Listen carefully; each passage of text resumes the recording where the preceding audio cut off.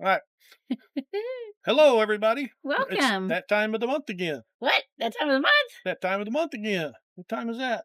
I don't know. We have to collab with people. Collaboration time. Woo! Woo-hoo. Last Thursday of every month. Yes. We do our monthly collaboration videos. We do them with two other channels, and that would be R&J RV Adventures. That's Rhonda and Jim.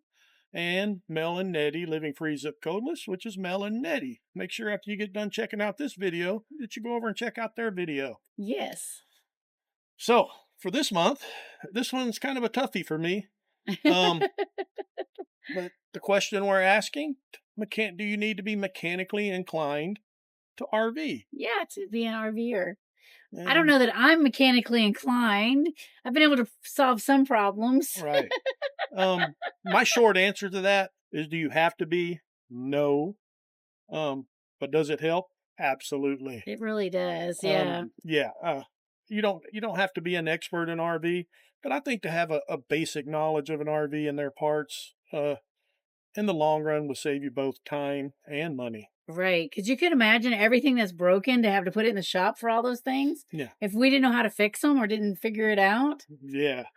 And the thing that makes it a little bit hard for me is because, of course, I'm an RV tech. I'm a certified RV tech. I've been to school, 7 weeks of school to become an RV tech. So I got a little more advantage and more understanding of the things that go on in RV.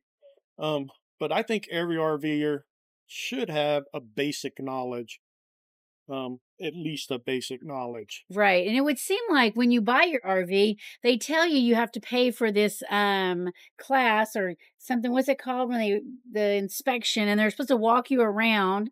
Your walkthrough. Yeah, your RV walkthrough. And they really don't show you much.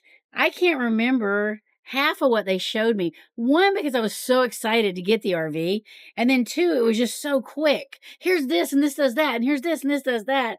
And then you walk away and I totally couldn't remember everything they said. Yeah. Well, we've been through a couple of 3 RV walkthroughs. Yeah. And, I've been from, that guy didn't really show me anything. Yeah. To, that guy was fair. He was decent. Right.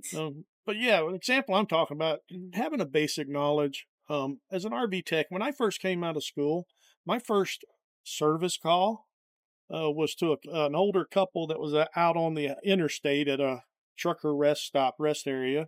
And their refrigerator and nothing in their kitchen outlets and stuff were working. Right. So they didn't have any clue. So I had to go out, and this was a Sunday night. Late. And my service fees are not cheap.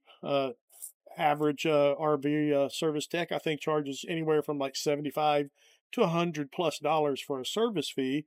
And then on top of that is the hourly rate, which goes, I've seen anywhere $100 to $150 an hour. Right. And so I go out there, and of course, the only problem turned out to be was GFI circuit breaker had been tripped. Yeah.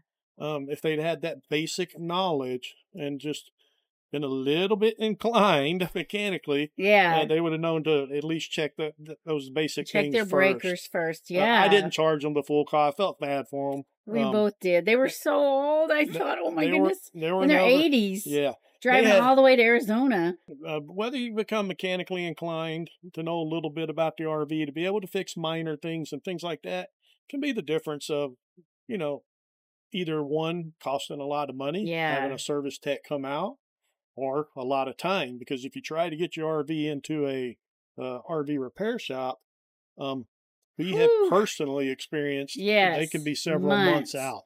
Yeah. So, because we just went in the first RV we got, we took it because, your first trip out, all these things break or whatever, you get the shakedown, and we took it and it was in there for 6 months?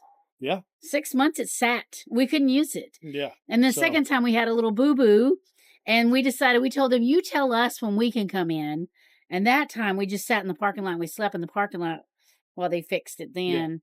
Yeah. But we've run into a few things, and most of ours have been minor. Yeah. Usually I have a problem of, I think the first time that kind of almost threw me through a loop was something tripped. Yeah. And of course, I checked all my circuit breakers and my fuse panels and all that. Nothing was there.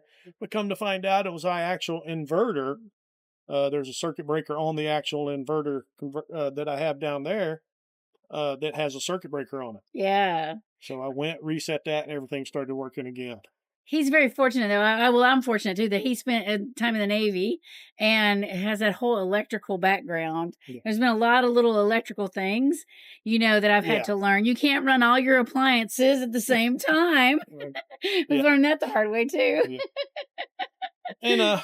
And since we've been here, we're camping in Minnesota, we've had a few minor things happen. Yeah. Had the little drawer, the little latch thing that, that holds your drawer in when you're going down the road. We had one of them break. Of course, that's a minor thing. Wasn't able to fix it, so I just ordered a new one, replaced it. We just replaced 2 of our drawer rails in the bedroom because they broke. We have to replace one more. Yeah. I still have to do. Another one that could have cost us a lot of money is our electric steps. Yes. Oh my goodness. There's little rivets that go in, and one of those rivets had broke on the little joints of the electric stair. So of course I email Winnebago, and Winnebago comes back and says, "Oh, it'd be $850 for the entire steps." And that's them mailing it to us. Yes. And us doing the work. Yes. And I said, $800. I said, "I just want the little rivet that broke, blah, blah. Can I not get that?" They said, "Nope, sorry, you can't do that. It's a special type of rivet that they do some kind of hot weld rivet, something at the manufacturer. So you can't just replace the rivet. You have to replace the entire steps." But then they were out of stock, and that's right? what I say. And by the way, it was on back order, and they had no clue when they'd have them in. So that could have been a lot of money and a lot of time waiting on steps. So what I did is I ended up just going and I just kind of manufactured something. Yeah, jury rig that they used to call it. Jury rig it, that's right. Yeah. I looked at it, the rivet's got 2 different sizes. It's a 1/2 inch and then it goes down to a smaller size. I'm not sure the exact size. What I wanted to do was replace it with a bolt and a nut.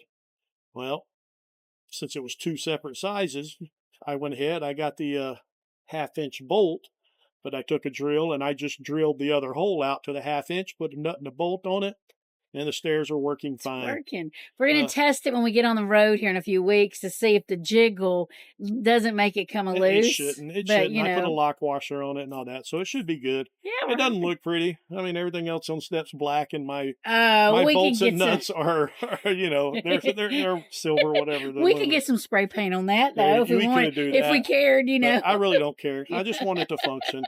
So yeah, it's good to have a little bit of a mechanical inclination to be able to fix minor things. Or know somebody. That would be willing to help you. That's always good. So what I'd recommend is, I know NRVTA in Athens, Texas has it, and I think Lippert up in Indiana offers, it's like an RV owner's course. It's usually like a week long. They'll introduce you to all the basic systems in your RV. Yeah, even the electrical. I thought that was really cool. Yeah, highly suggest that course. If you can't make it down there, I know that the NRVTA actually has it on a little flash drive that you can order and just go through the course in your own time. On the computer, yeah. On the computer. So that'd be so good, I'm not affiliated with them whatsoever. I get nothing from it, but I just tell you, I think that's a very beneficial course. I can't speak to the Lippert. Yeah, RV we've never been to any of those, But from what I've heard, it's basically kind of the same thing. They go over the basic stuff. So any of those courses, I would highly recommend you look into those. Yeah. And that way, at least you have somewhat of an understanding of how things work in your RV. Right, because you don't want to just go and be in the middle of nowhere and something break and you don't know what to do. Yep. Yeah. All right. So hopefully you learned something from this. Yep. And you have some good tips. We're going to wrap this one up. Yeah. And once again, as you finish watching this video, make sure you go out there and check out Rhonda and Jim over at R&J RV Adventures, and Mel and Nettie at Mel Nettie Living Free Zip Codeless, and check out and see what they might have to say about it. Yes. Other than that, go out and find your adventure.